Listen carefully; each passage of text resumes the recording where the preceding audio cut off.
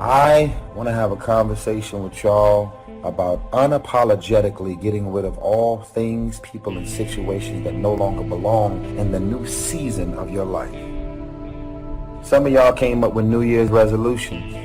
You've already fell apart. You've already fell apart. New Year's resolution, Happy New Year. It's supposed to be Happy New You Year. All of your bad habits, surroundings, and situations, personal relationships that didn't make sense for your life back then, you're supposed to step into the Happy New You Year. So many of y'all are in mental and spiritual, psychological warfare. So many of y'all are in spiritual chains. You are spiritually behind bars. You are stuck. You are institutionalized. Most of us have two eyes, and we still can't see, can't clearly see all of the scams, the people's motives. God sends us bold signs and wonders, tells us to change our environment and our surroundings so that we can reach the ultimate level of being blessed. I really think that if you get rid of the trash in your life, that can be people, business, and situations, you too could really, I really believe that you can reach your full potential. I want you to fly. I want you and your career and your financial blessings to bypass me.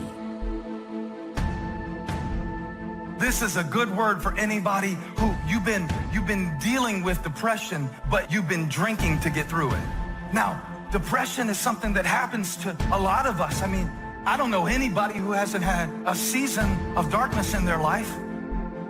But if I try to drive out darkness with darkness, and I depend on something in the darkness that is going to make me addicted to something even when the light comes up, the second storm is worse than the first. Now, a lot of us are dealing with loneliness right now in this season. That's a storm that you can't always control. But if you run to places in the storm that are more dangerous than the storm itself, how many times have you left a place that you didn't like? And the problem is, you can't change if you never stay. Staying power. Staying power.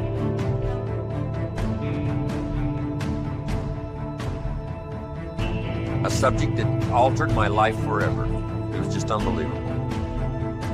I hadn't known my mentor, Mr. Show, very long until one day he said, Mr. Onge, let me see your current list of goals. He said, I've had a lot of experience and I've been out here for a while. And he said, let's go over them and maybe I can really give you some good ideas. And I said, I don't have a list. He said, well, if you don't have a list of your goals, he said, I can guess your bank balance within a few $100s, which he did. That got my attention. I said, you mean my bank balance would be a lot bigger if I learned how to set goals? He said, drastically bigger. That got my attention, so I finally said, hey, I want to learn how to set goals. It is a fantastic skill to develop, how to design your own future. So make the note, life best lived is life by design, not by accident, not just, walking through the day, careening from wall to wall and managing to survive. That's okay. But if you can start giving your life dimensions and design and color and objectives and purpose, the results can be absolutely staggering. Key phrase, here's a chance now to use your imagination. Because the imagination builds cities, imagination conquers disease, imagination develops a career, imagination sets up a relationship. Imagination is where all tangible values and intangible values begin in the imagination. So what you've got to learn to do is use this powerful resource. Now, sometimes all by ourselves, it's a little difficult sort of to get it going. That's why a little workshop like we're going to do today is sometimes very helpful. When someone does a little coaching and says, how about this niche? You say, I never thought about that. That ought to be easy to do. And the first thing you know, you're going. And that's why that is so important. But now, tapping this resource of the imagination and thinking about your future, thinking about tomorrow, as early as tomorrow or the rest of the day, and thinking on out the rest of the year, on into the next century, on into the early years of the next century. A workshop like we're about to do helps call your attention to that, so you can use your imagination to start prospecting for the future, what could be possible for you. We're affected by our dreams, our vision of the future. You got a problem? It's called anxiety. Here's the solution. It's called prayer. What's the result of prayer? Peace. Maybe you're like, Rich, okay, but you don't understand. You don't know my story. You don't know about my life right now. I ain't got no time for peace. You never met my boss. Can't get no peace over there. You don't know my husband. Ain't no peace in my home. You don't know my situation. You would be absolutely correct, absolutely right. I don't know all of those factors and all of those variables, yet I'm not sure if you're listening to me tonight. What the scripture says is that when we go to God in prayer, what happens is that we don't get man's peace, we get the peace of God. The peace of God is interesting because the peace of God transcends all understanding, meaning that God's peace is superior to your earthly situation. God's peace is illogical. So if you have a situation that doesn't make sense, good news, your God has peace that doesn't make sense. Listen, your situation might not change, but your soul will.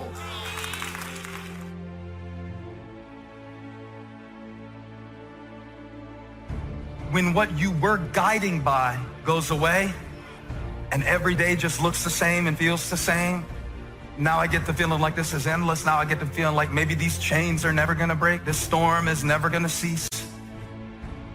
What you go through doesn't determine where you end up. What you go through doesn't determine where you end up. Who you listen to determines where you end up. Because I think right now you are walking through a valley between two voices. One is wisdom, one is worry. One is gratitude, one is grumbling. One is blame, one is faith. Wait a minute. The opposite of faith is doubt. No. Doubt doesn't keep you from having faith. Doubt gives you something to have faith for. But blame will block faith every time. Blame will always block faith. You want to make sure that the greatest pull on your life is the pull of the future. Some people live in the past and let their life be continually pulled and influenced by the past. And yes, we must remember the past and review the past to make it useful to invest in the future. But here's the key. Make sure that the greatest pull on your life is the pull of the future. Now, if you're skimpy on your dreams, if you're skimpy on your objectives and your purposes, if that isn't very well planned, then it doesn't pull very hard. Then you have more of a tendency to be pulled by the past, or to be pulled apart by events or circumstances, or to be pulled apart by distractions.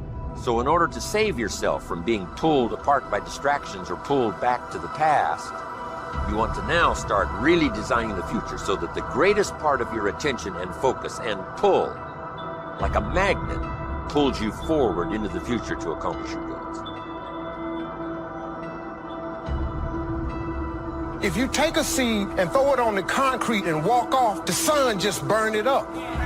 Got to have dirt put on top of it. In my mind, it doesn't make sense that to grow something, you should dig a hole, put it down in there, and cover it with dirt. Logically, that don't make no sense to me. But oh, though, see, dirt is necessary for growth and development. Dirt builds character. Dirt gives you the push-through factor. Dirt makes you come with it when you don't feel like coming with it no more. All of y'all that had dirt throwed on you. And dirt ain't always what you want. It's somebody talking about you down on your job. It's somebody accusing you of something that you didn't do. It's somebody telling you you ain't gonna make it. Everybody get dirt put on them. But see, when you're getting put under that stress, please know God is always working, so I smile. Because I know he back there. See, that dirt builds character in you. When they talking about you, it teaches you to withstand it. Then it gives you something to push through. So when you put the seed and you put the dirt on it, if you understand stress, stress really ain't just dirt. See, they don't call it dirt when they plant it. They call it soil.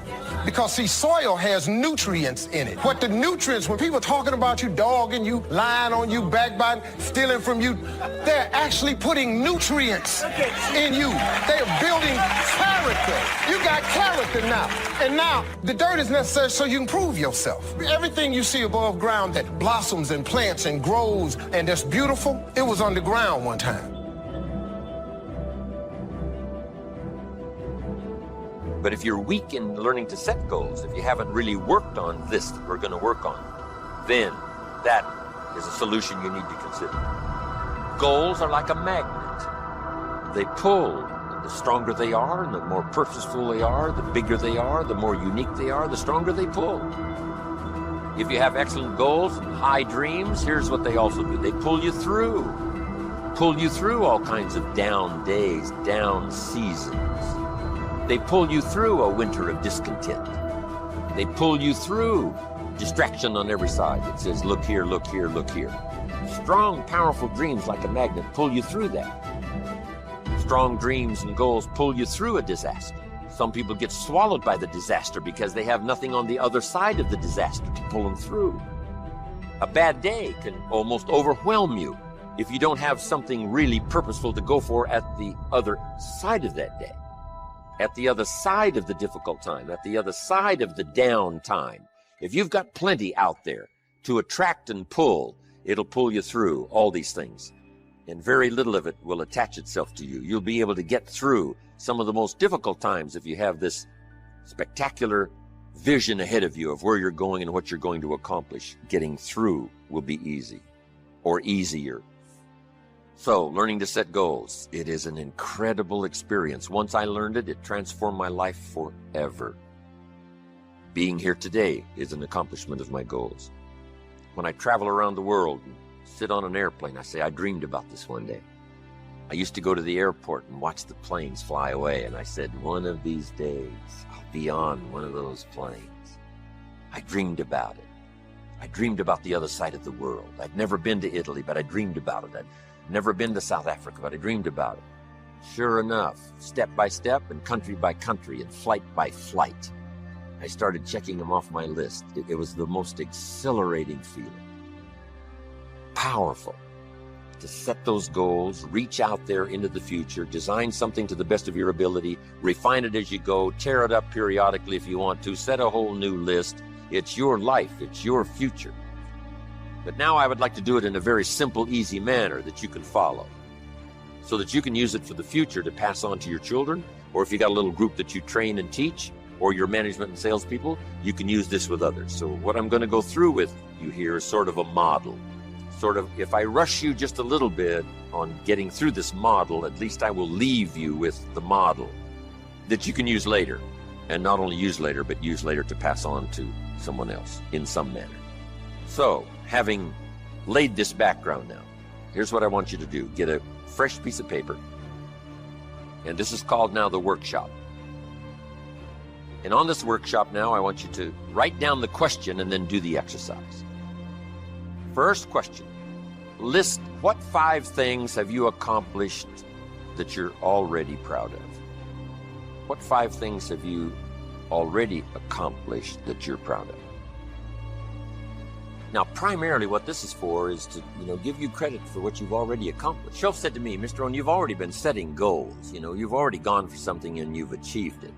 But you've probably done it haphazardly. You haven't done it with a real plan in mind.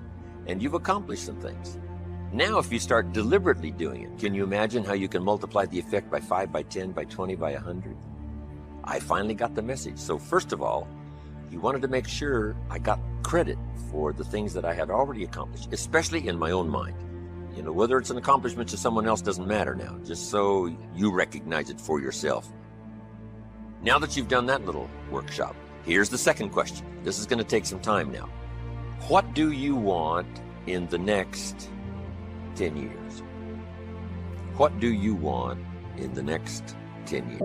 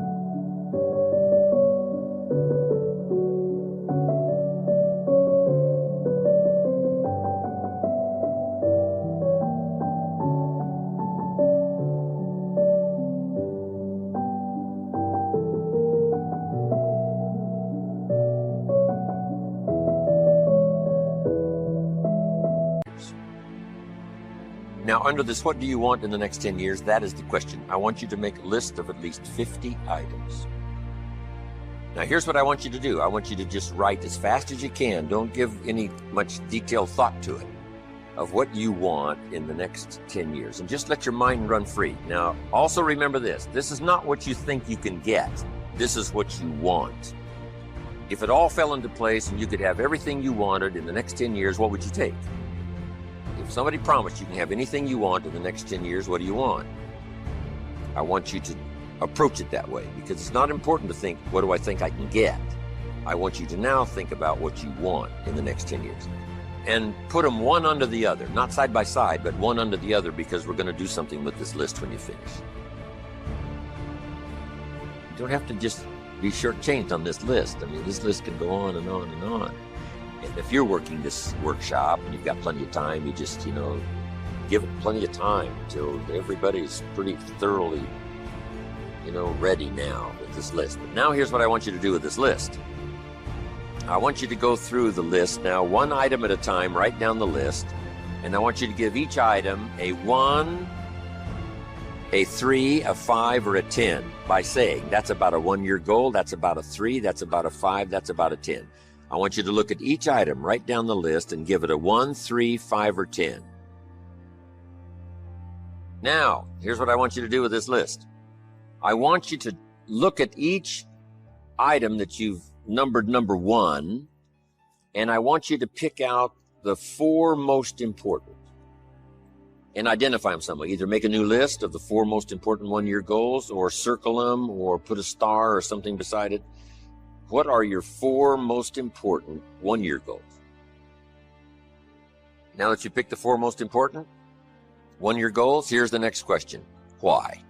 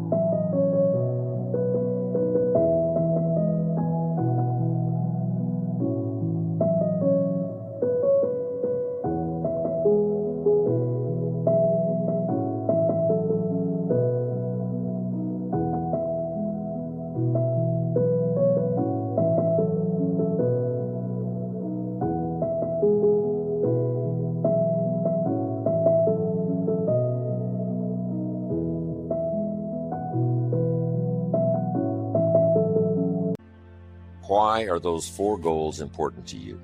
What are they going to do for you? What will they accomplish?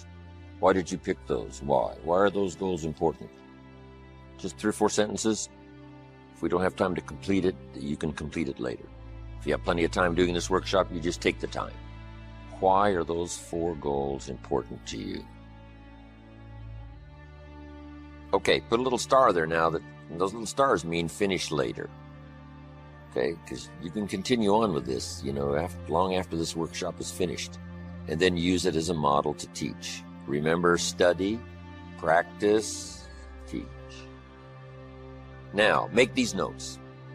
Next, when the why gets stronger, the how gets easier. When the why gets stronger, the how gets easier. When people don't have strong, powerful goals, the how is almost impossible.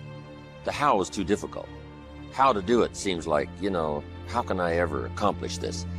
The how starts getting easier and easier when the why gets bigger and bigger and stronger. Now make this note. Purpose is stronger than object. Purpose is stronger than object. Object can be powerful, object can be strong, but purpose is stronger than object. One of your objectives might have been $1 million home to live in. Here's the big question. What for? And it's the what for that pulls stronger than the $1 million home. A home is a home is a home. What for? What are you going to do with this place? Well, now we start with the details. And I want you to add this note. It works in communication, it works here too. The drama is in the details. The drama is in the detail. Someone says, I've lost 40 pounds in the last 3 months. We say, is that it? Those are the numbers, but what's...